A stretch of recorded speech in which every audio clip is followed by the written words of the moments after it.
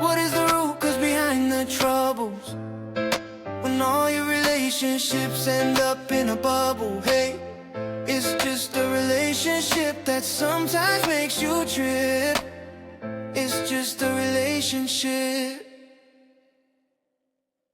Welcome to Just Relationships Podcast. I am Terrence Payton, known to many as TP, where we will unpack the ties that bind and have conversations that define our connections. Today, we're going to talk about how a parent's relationship affects in more detail and with stats and all that, how it affects a child's relationships going forward. What's a parent relationship all about? Now, there are a number of factors that affect a child's ability to have a good or bad relationship. What is trust like? How is the communication? Are both parents in the household? Let me give you some stats here. Two-parent household in 1960 was about 87%. And it dipped to about 67% in the year 2000 and rose back up to 71% today. Now, single parent household, which was crazy, was 9.1% in 1960. 9.1%. And rose to 26.7% by the year 2000 and down to 25% as of today. So there are several factors that are behind declining two-parent households, such as changing societal norms, decline in religious influence, higher divorce rates, which are very discouraging. But in all these, was this because of poor relationships with either parent or both? And I would say it definitely all starts with the first relationship a person has, mother, father. Although our world is constantly changing and we have to change with it, the way we relationship should only get better. And I say that because of technology and the internet.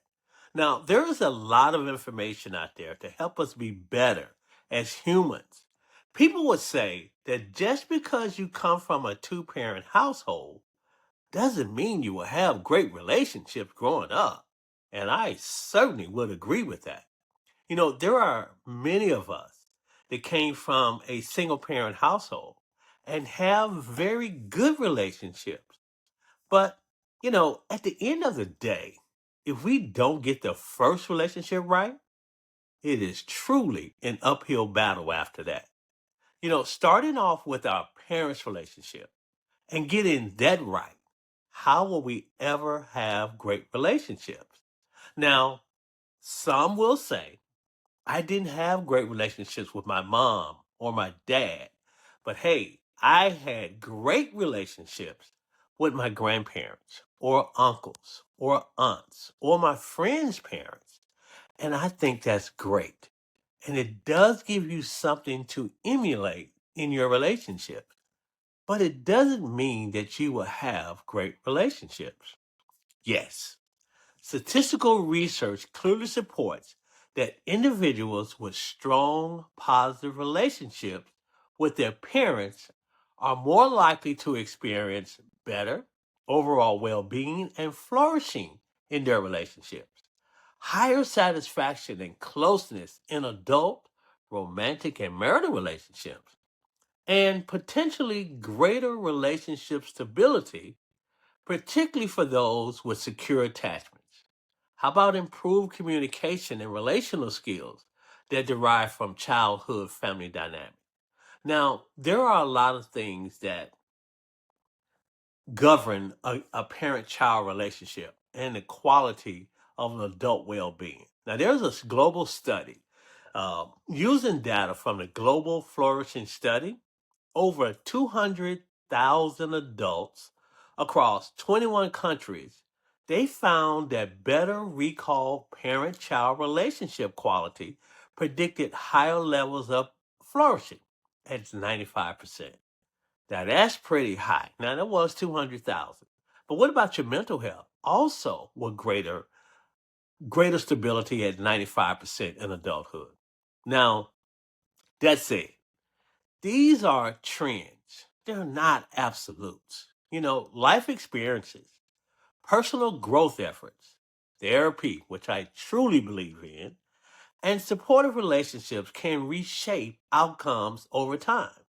Now, we have attachment style. Styles are characterized by different ways of interacting and behaving in relationships. During early childhood, these attachment styles center on how children and parents interact. In adulthood, attachment styles are described attachment patterns in romantic relationships. Now, the concept of attachment styles, it grew from an attachment theory and the research that emerged throughout the 1960s and 1970s.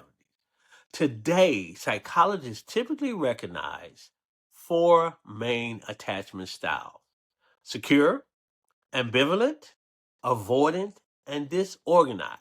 Let's get into them. Secure style, secure style is where children who are securely attached generally become visibly upset when their caregivers leave and are happy when their parents return. When frightened, these children will seek comfort from the parent.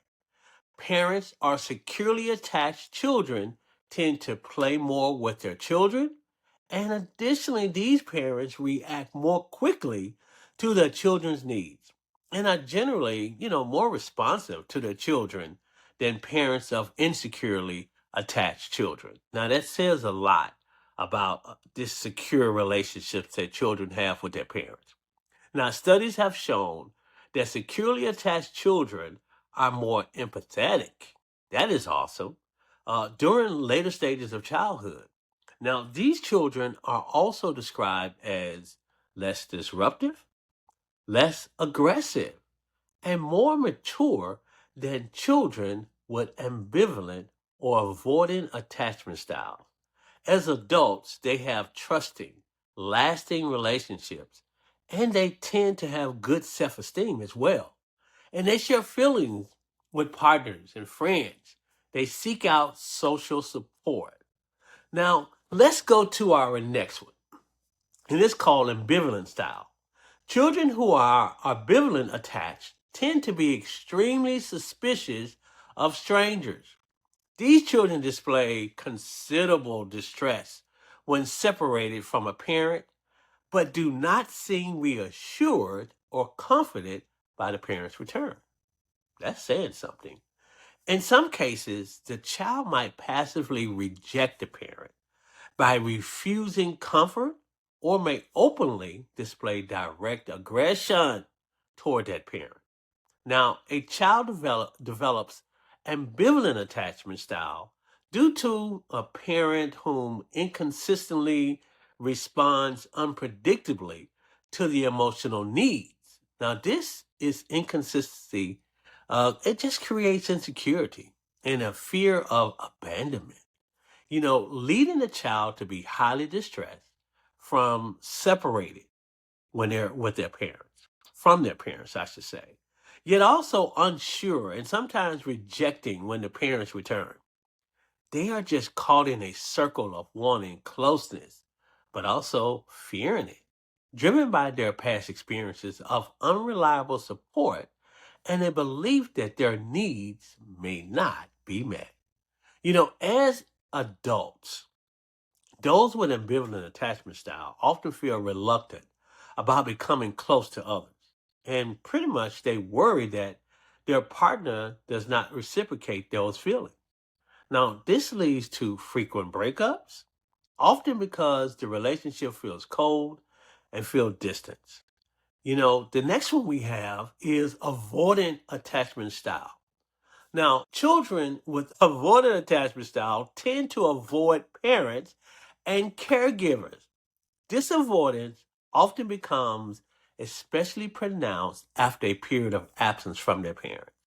These children, they might not reject attention from a parent, but they don't seek it out. There's no comfort with the contact. Children with avoidant attachment show no preference between a parent, hey y'all, and a complete stranger. That's saying something. A child demonstrates an avoidant attachment style when their parent is consistently emotionally unavailable, unresponsive, or rejection of their needs, leading a child to suppress their own emotions and develop sense of hyper independence as a coping mechanism. This child forms when a child learns that their emotional needs are not reliably met, teaching them to seek support and to manage their feelings on their own. Not good at all. As adults, those with an avoidant attachment tend to have difficulty with intimacy and close relationships. These individuals do not invest much emotion in relationships and experience little distress when a relationship ends. They could care less, whatever. They often avoid intimacy by using excuses. Y'all know what they are. Oh, I'm working late. Oh, I got a headache tonight. Yeah. Or they might fantasize about other people during sex. Research has also shown that adults with an avoidant attachment style, they are more accepting and likely to engage in casual sex.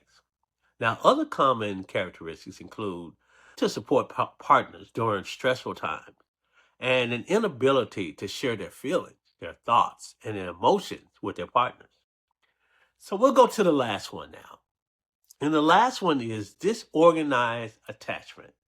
These are when children with a disorganized, insecure attachment style show a lack of clear attachment behavior. Their actions and responses to their parents are often a mix of behaviors, including avoidance or resistance. These children are described as displaying dazed behavior, sometimes seeming either confused or apprehensive in the presence of a parent. Researchers definitely suggest that inconsistent behavior on the part of parents might be a contributing factor in this attachment style. Parents who act as figures of both fear and reassurance to a child contribute to a disorganized attachment style because the child feels both comforted and frightened by the parent. As a result, there is confusion. Adults with a disorganized attachment style also will exhibit a confusing mix of anxious, and avoidant behaviors in relationships. They have a strong need for a close connection with a romantic partner, but yet they struggle to open up and, most importantly, be vulnerable, which we all need to be in a relationship.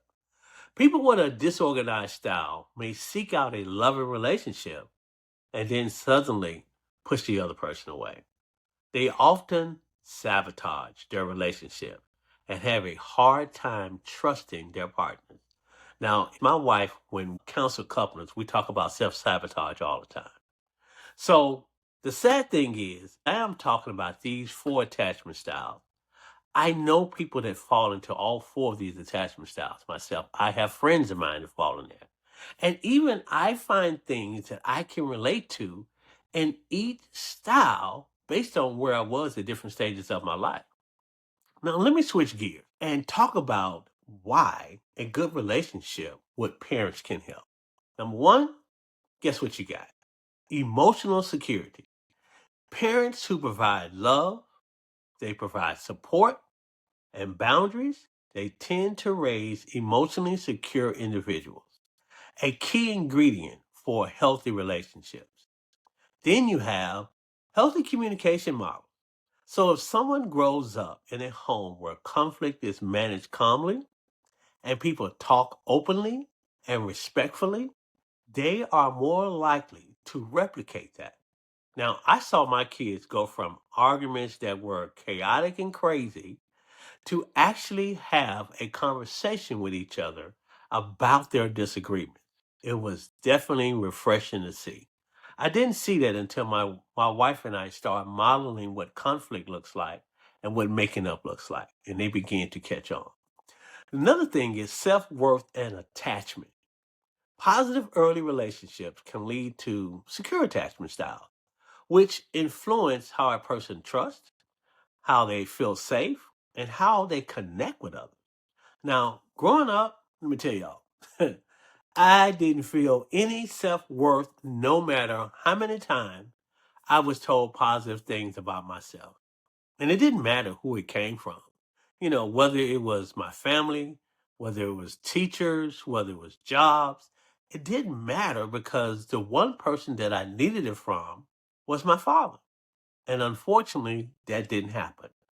But all of these emotional security, healthy communication model, and self worth and attachment does not guarantee good relationship because there are different relationship dynamics. Romantic relationships, friendships, and work relationships all involve different dynamics.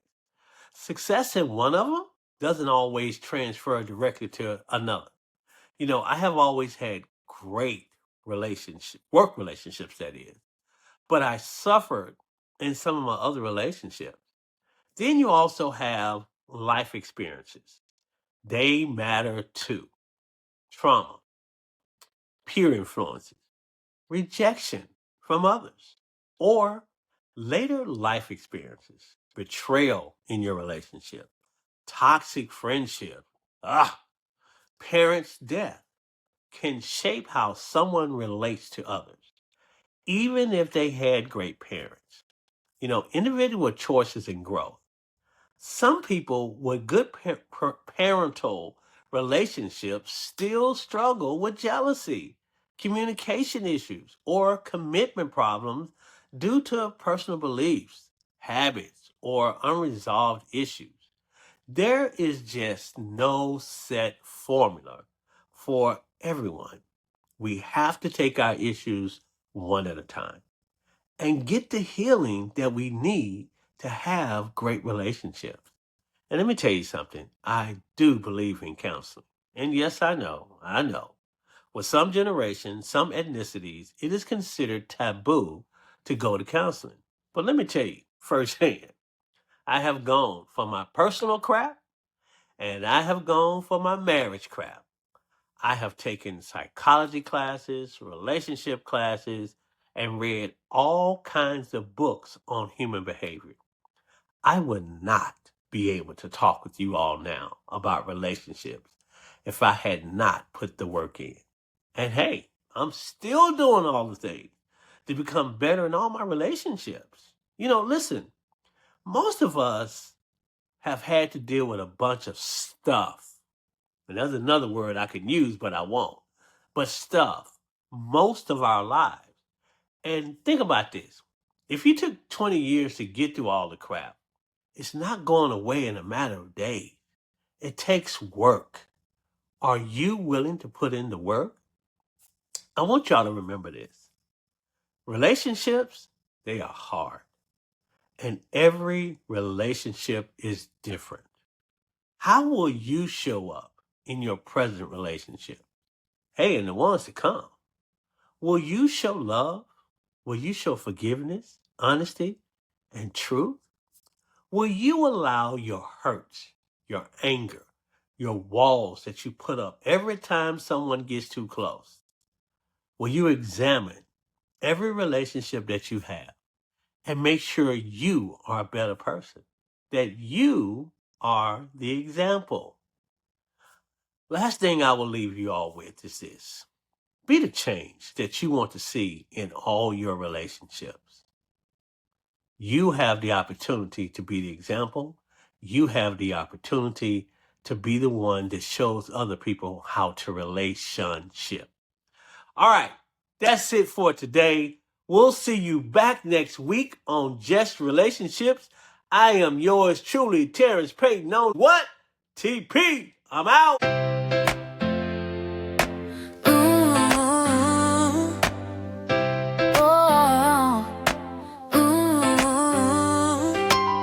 Why is it easy and hard to have a good relationship? What is the root? 'Cause behind behind the troubles. When all your relationships end up in a bubble, hey, it's just a relationship that sometimes makes you trip. It's just a relationship.